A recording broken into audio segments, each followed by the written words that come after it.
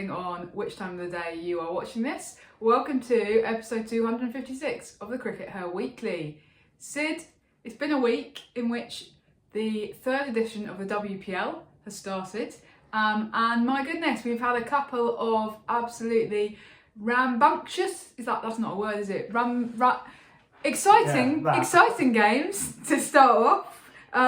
So firstly, Gujarat Giants v RCB. RCB actually, incredibly, chased down over 200 in the first game, despite it looking extremely unlikely that they would do that.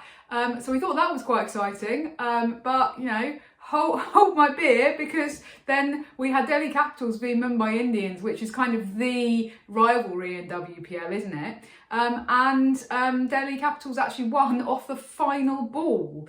There was a little bit of controversy though, wasn't there, because of the fact that of the final ball, there was another decision that was referred upstairs to the third umpire for a run out. If the batter, Reddy, had made her ground, then that meant that Delhi Capitals had won. If she'd fallen short and been ruled out, then it would have gone to a super over. And we were all expecting a super over, except that the third umpire then ruled Reddy had been not out, she'd made her ground. And yeah, it was a little bit of confusion.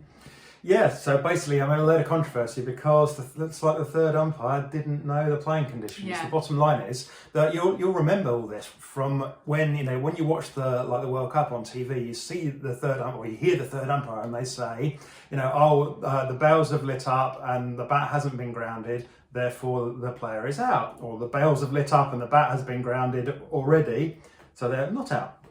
So whether or not the bails light up is the indicator of whether or not somebody's out. Now that actually is in some ways slightly different from the traditional laws of cricket, which say the bails have to be totally off. Dislodged, But when we use these zing bails and these light up stumps, these LED stumps as they're known in the playing conditions, then the playing conditions specify that the bails are to be considered to be off at the point that the stumps light up, basically. The bells have to come completely off, so they say you should run through and then make sure the bell has been completely dislodged, but the key point is the point where a light first shows. And the third umpire does it frame by frame, that's how it's done. So the playing conditions actually say, the moment at which the wicket's been put down shall be deemed to be the first frame in which the LED lights are illuminated, as long as subsequent frames, as you say, show that the bail's been dislodged.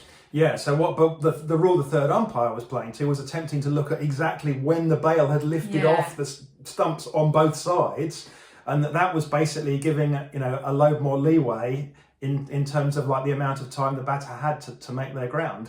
Controversial stuff. I think for me the key thing here is that this is a system problem. When somebody makes a mistake like this at work, and the third umpire has in this case made a mistake, you can go, well, we'll take that person out and we'll shoot them. But actually, usually that's not the answer, because if the third umpire has been allowed to go into a game not knowing those playing conditions, that's actually the BCCI's responsibility. That means the BCCI's training isn't adequate. They didn't train these people properly on the way that the playing conditions were supposed to work in relation to the LED stumps or the zing bails. I certainly think that's right. I don't think there's no ambiguity though in the actual playing conditions. So I do think that the individual umpires also have to take some responsibility, because I think that it's not great if you're going into a match having not read or understood the playing conditions.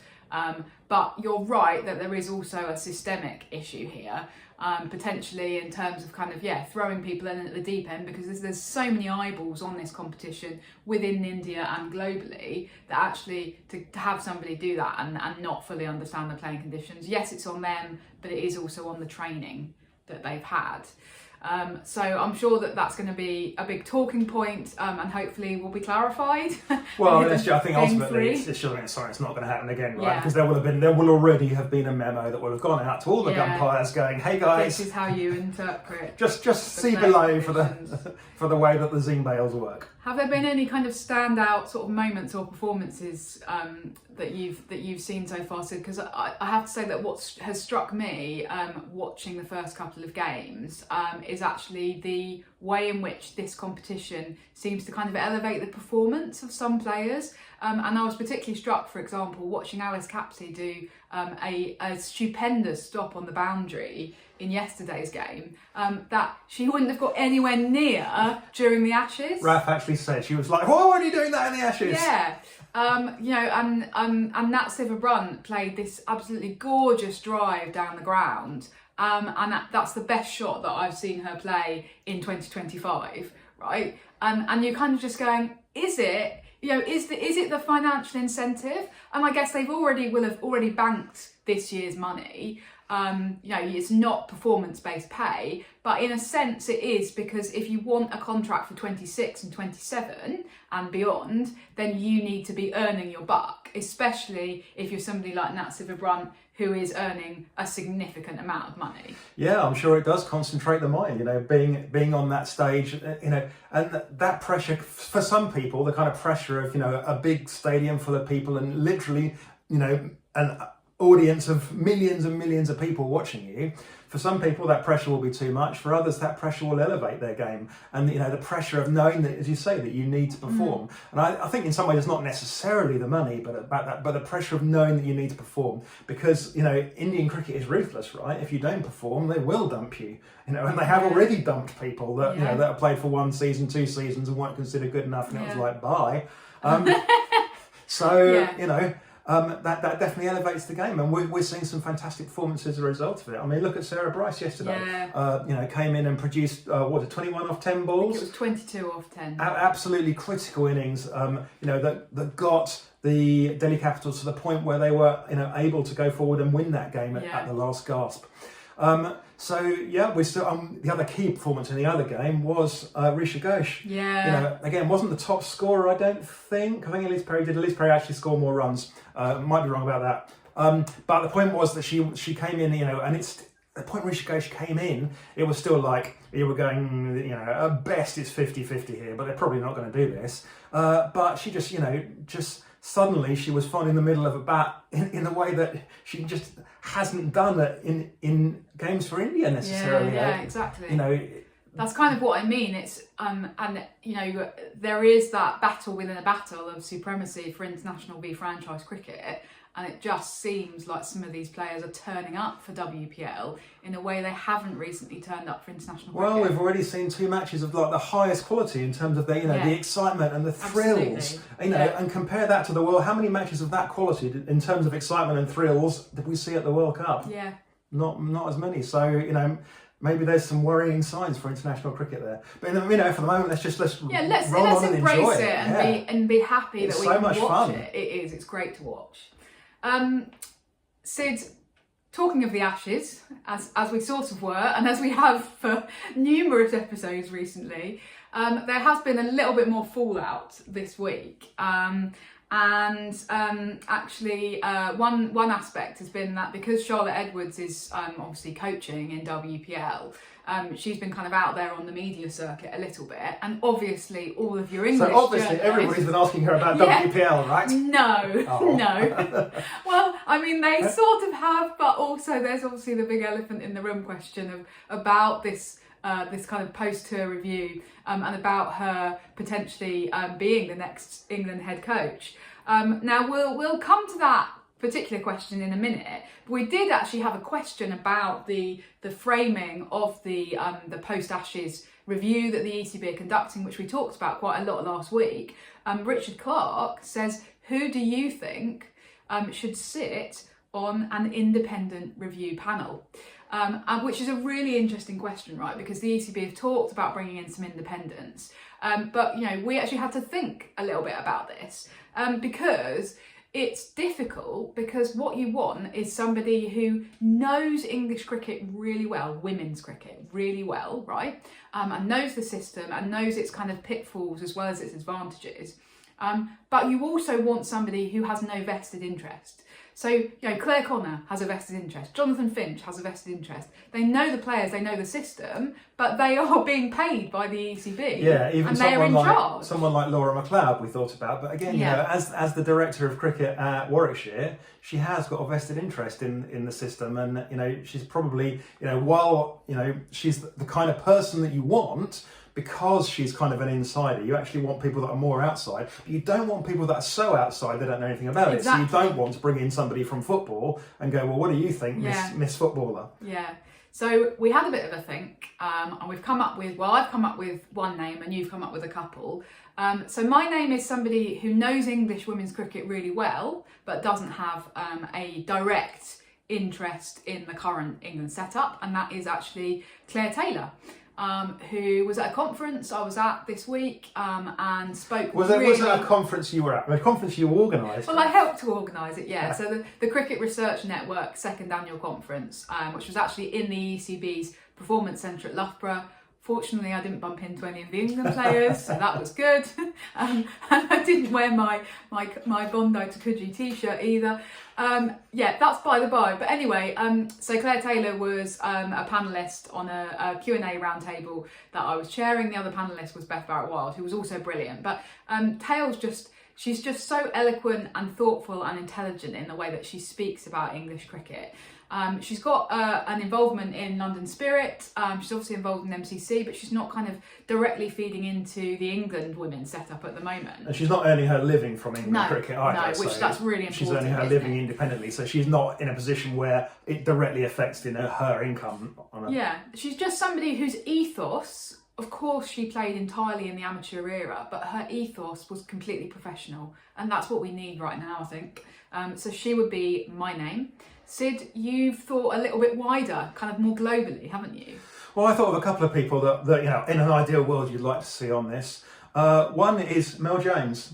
Mel Jones, just because she's a smart person. She obviously knows her women's cricket, but she's also got some governance experience these days. She's been involved in governance in Australia, but because she's an Australian through and through, that means that she is actually she doesn't have the kind of the interest in England. She can be more detached from what's happening in England. And she won't hold back with criticism either. Yep. So I think that she's one person. The other person I thought of, that somebody with direct experience of the English regional system, but somebody that's no longer involved, somebody that we know is smart, somebody we know who cares about women's cricket, Dane van Niekerk. I think that she should have been somebody that they should have looked very closely at getting involved, because she's played in the regional system, she's played in the 100, she's a smart person, she thinks about women's cricket, she thinks about kind of politics and leadership. That's the kind of person that she is. I think she would have been an excellent person to take advice from in this instance. Have they taken advice from any of these people? Well, not to our knowledge. No. Shall we put it like that? Yes, and the other person who they haven't even spoken to as part of the review. Now, this is a different question, because this isn't us saying that this person should be part of the review, but this is somebody who they haven't even spoken to. So you're kind of going, what have they actually done for the last 10 days since the whole series concluded? They haven't spoken to Charlotte Edwards. Now, she's made that pretty clear in a couple of interviews that she's done this week with the BBC and The Guardian, that they haven't even picked up the phone and said, look, Lottie, what do you think is going wrong here? And I just think that's criminal. She would be number one on your list of people who you would ring up and say, look, what's gone wrong? Okay, I disagree here. I actually disagree with Ref on this one. I think that you don't phone up Lottie, mostly because Lottie is the number one candidate to fill the vacancy after you shove John Lewis out the plane. Of course she is, but that's a different question. You're basically shooting yourself in the foot if you don't ask her for her opinion at this point and help and feed into the review about what's going to make it better. That's what I think, because she's got so much expertise. I think you should be talking to all of the regional coaches and regional directors of cricket. She's got too many oars in the water, Raf. I just think that she's not the right person to talk to at this point. I think that and the reason is because because she has basically come out she has tried to be really diplomatic in these interviews, and she said there is currently no vacancy, but were a vacancy to magically become available, then I would definitely be interested in the job. She has said that. Yeah. Okay? Now that is very different to what happened 2 and a bit years ago when Lisa Kiteley stepped down and they were looking for a new candidate, right? Yeah, absolutely. So there's a couple of really fascinating things came out about this. That basically, as you say, 2 years ago, when she was asked about it, she was like, well, I don't think it's the right time, and blah de blah. And we also know there was that famous thing where basically Heather Knight warned her off. Heather 2 years ago, you know, made some remarks that basically was like, I don't think it's quite the right time for Charlotte Edwards to be doing this job. This time, Charlotte Edwards has come out and she's gone, you know, I believe that I've got this, you know, 5 years experience now coaching all over the world. I believe I've got the experience. I believe I would be a great candidate for this role. So she's basically, you know, would be. She's taking off her hat, throwing it into the ring, going, here you go. I'm willing to apply for this time. The other really significant thing that she's done in the interview that she did in The Guardian is she talked directly about Heather Knight, and she's said, she's come out ahead of it. She's gone, you know, oh, Heather Knight should look at what Joe Root did for England men, where, you know, he gave up the captaincy, handed it over to Ben Stokes, and, you know, stepped back down into the ranks, as they say, and he's been in some of the best form of his career. And she's like, Heather Knight could do that.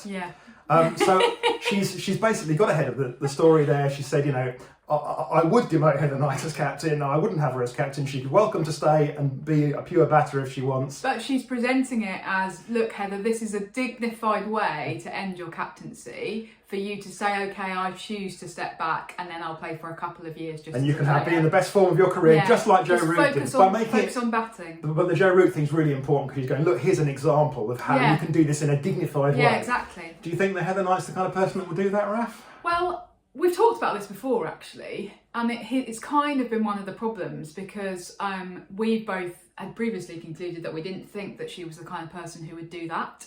I think it is always going to be really difficult when somebody's been captain for such a long time, for you then to have to be in that dressing room with many of the same players, and you know, she's basically been the only leader for most of that time, and then, you know, to then have to go from being everything to being nothing in terms of leadership would be really challenging.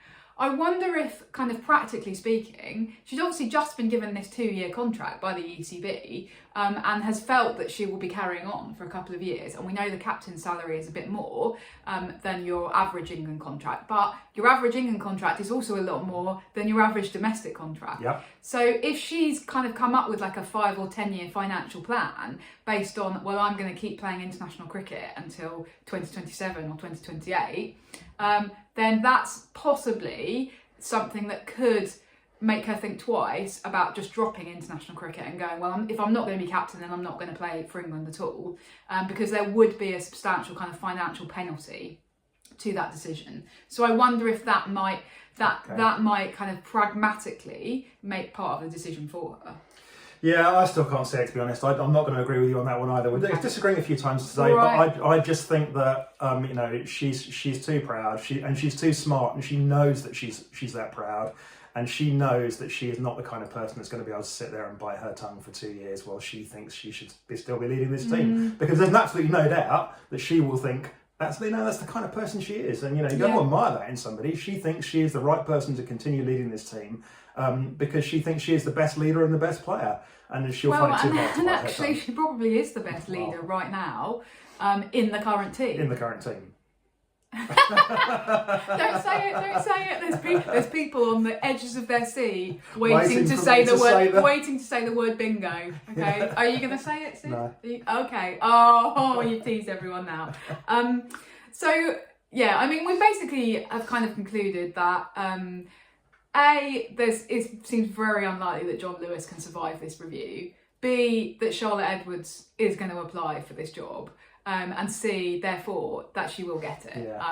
Now, that doesn't mean that we're saying there shouldn't be a process, right? That's really important. There should be a proper, transparent application process. It doesn't matter whether you think that somebody is really well qualified for the job and should, you know, absolutely be the person to do it. You still want to go through that process, and Lottie would be the first person to say there needs to be a proper process. Yeah, absolutely. No, it's important that, Raf, that a man is given the chance to apply for this job, even though he's got no chance of getting it. Yes, exactly.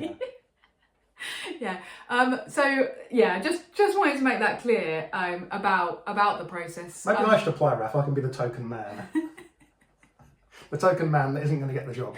I guess if we're kind of like throwing it beyond that though, I know you've got some thoughts on kind of, you know, the pitch that she might make, Sid, and how much time she needs to be given to sort things out. Yeah, I think the key thing is that, you know, she needs 5 years. This doesn't necessarily mean give her a contract for 5 years where you're guaranteeing her, you know, but you could. 200,000 a year for 5 years.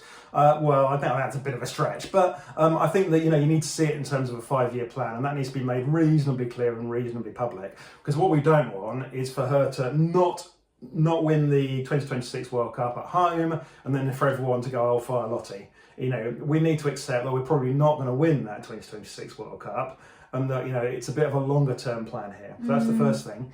The other thing I think is, I think that we need to bite the bullet on something here and go, the England coach does not go off and coach in franchise leagues, and I'm afraid that means no WPL, no WBBL. Yeah. You know, your England is your one job and the only job essentially that you do. I don't mind them going off and doing, you know, perhaps a little bit of commentary during the WPL, for example, you know, or, you know, some promotional work for sponsors or whatever. But essentially, this is your one and only job. I don't even think they should be doing that. I completely agree. I think it's completely inappropriate for John Lewis, as it currently is, to be going off and coaching in WPL and essentially kind of holding the financial future of some of the England players in his hands. It's a total conflict of interest. I think we've said that before on the podcast. And the ECB are one of the richest cricket boards in the world. They should be able to find enough money to make an attractive offer to somebody like Charlotte Edwards to say, look, come and coach England, and it's financially viable for you to do that, and it doesn't matter that you're giving up your other lucrative coaching gigs. They should be able to find the money. You know, I don't see Baz McCullum going off and coaching in the IPL.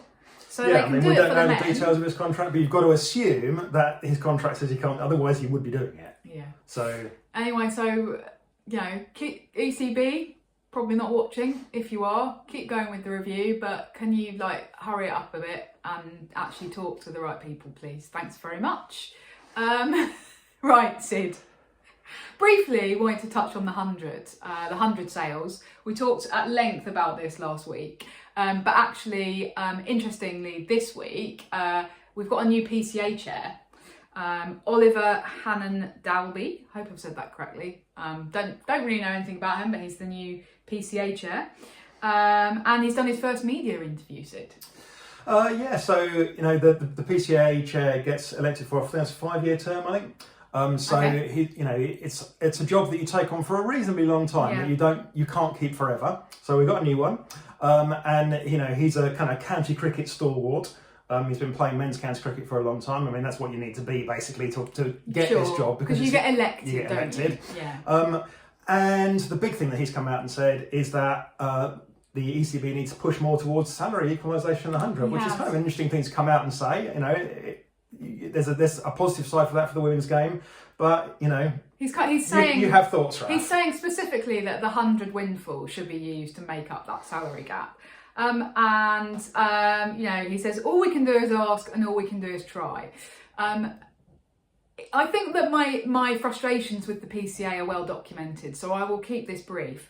But first of all, you cannot just kind of say, as the PCA, like come in at this stage and say, oh yeah, we should be pushing towards equal pay. The time to push for equal pay in the 100 was at the beginning, okay? When it first started, 2020, 2021, at that point, you go to the ECB, you're the PCA, you're in a powerful position, and you say, we want equal pay, okay? Because it hasn't started. Once it starts and it rolls on and we get to the point where we are now, where the salaries are vastly disparate between the men and the women, and also all of the money that's coming in is from people who clearly have a vested interest in the growth of the men's game, I believe, you know, it becomes impossible to close that gap. We think that ship has sailed. Did we say that in last week's episode? I think we've said it previously that you know, the salary equality in the 100 is not going to happen. So basically, it's the PCA arriving late to the party again, in a way that they continually seem to do with women's cricket. That's frustrating. It's also, as Women's Cricket Blog points out on Blue Sky, the idea of all we can do is ask and all we can do is try. Well, actually, you could actually do something a bit more than that. You could try and take some legal action, because because we do have legislation in the UK, the Equal Pay Act, that actually would potentially mitigate against this from a legal stance, and the PCA has the resources to do something about that. I just find it a bit frustrating, a bit wishy-washy, a nice sentiment, but does it really mean anything? And it's a bit late. Yep. Okay.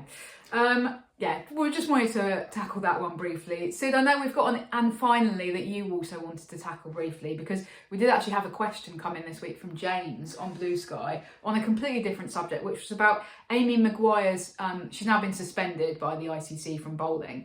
He says, could you demonstrate what's actually illegal about her action and why it's only become an issue now when presumably she's always bowled this way? Yeah, absolutely. Well, I think that in order to understand this, I'm going to take you back quickly, but a long way. When cricket first emerged as a sport, people were bowling underarm. We know this, and then at some point they started bowling overarm. And bowling overarm gives you a pile of advantages. So one of the laws that they introduced in order to keep what they perceived, the people that invented the game, or the people that were inventing the rules at the time, in order to keep a balanced game between bat and ball, they said, well, if you're a bowler and bowling overarm, you must keep your arm straight. So your arm has to be straight the whole way it comes around. It has to be straight like that. Right? You bowl. And the reason for that is that otherwise you end up with baseball where you can throw it, and then you can throw it that much faster, and then it's that much harder for the batter, and the batters get out too quickly, and the game just doesn't work. So it's an arbitrary rule, but it's a rule intended to create a balanced game. And that rule persisted for many, many years until the advent of seriously high-definition cameras in the early 2000s. And what people suddenly found when you had cameras that were good enough to really look in detail at what was happening with bowlers' arms, it was found out that actually absolutely every bowler was bowling with a bent arm. They weren't bowling with much of a bent arm, but they were a little bit doing that, and then their arm was straightening.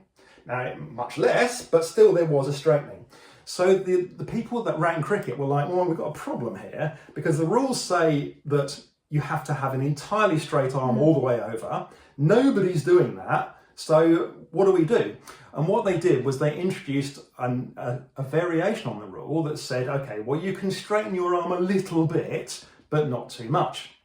So everybody does this thing where they come over and then they straighten their arm. It's a question of how much they do it. So you have to kind of keep it as minimal as possible. And that's what essentially Aimee Maguire is doing wrong. So she's got an arm that's essentially, again, not this much, but it's essentially bent and it's straightening as she bowls the ball. And it's straightening just a little bit too much. Now, the problem is that obviously, it's a fine line, right? You've got a degree of straightening that's okay, and then suddenly you're tipped over into a degree of straightening that's not okay.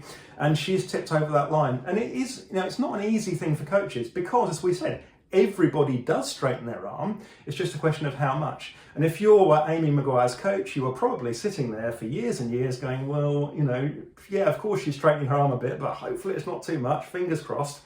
Obviously, Ireland don't have the resources, at kind of the sub-international level to test all their bowlers and to make sure that they are bowling legally, because, that's an expensive piece of kit to have, those cameras, in order to do that. So unfortunately, it slipped through, and it was only once she got up to the very highest levels and where she had HD cameras on her. And I suspect that what happened is that reasonably recently, somebody looked hard at the HD camera footage that when she started playing internationals. And bear in mind that internationals don't even always use HD cameras, right?